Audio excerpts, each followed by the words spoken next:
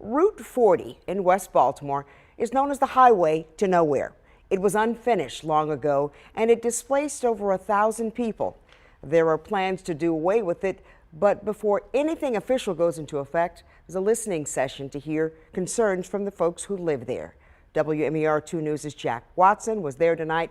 Jack, a lot of emotion in this situation for a lot of people. What were they saying there tonight? Well, certainly, Kelly, the city's Department of Transportation hosted a public forum tonight, and many wondered, will what happens next be a real benefit to people living in that part of Baltimore half a century after it was upended?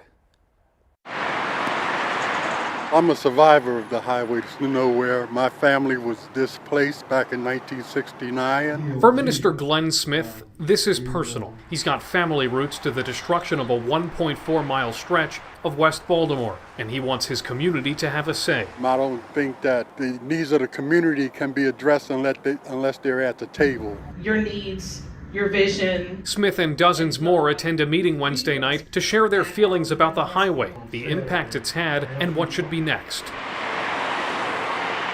As the DOT points out, it's an incomplete highway that uprooted over a dozen blocks of mostly black middle-class homes and businesses roughly 50 years ago. It displaced 1,500 people, never meeting its goal of connecting I-70 with 83 and 95. We were part of a community, a thriving community. West Baltimore was a close-knit community. In 2021, federal lawmakers announced a plan to revitalize it and other highways like it across the country. And this past October, the city applied for a grant worth over $2 million to study what to do next. I really wanted to have a takeaway that they were going to really listen to the voice of the community. Sonia Edie lives right next to the highway to nowhere. Edie wants to see a tangible improvement to right the half-century-old wrong. We are still living, the effects from that displacement. So I would like to see them put money back into the community.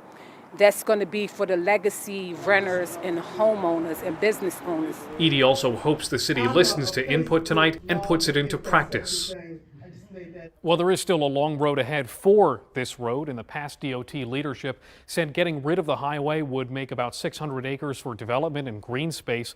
It will know if it gets the grant this spring, then it can study what's next for the highway to nowhere. Kelly.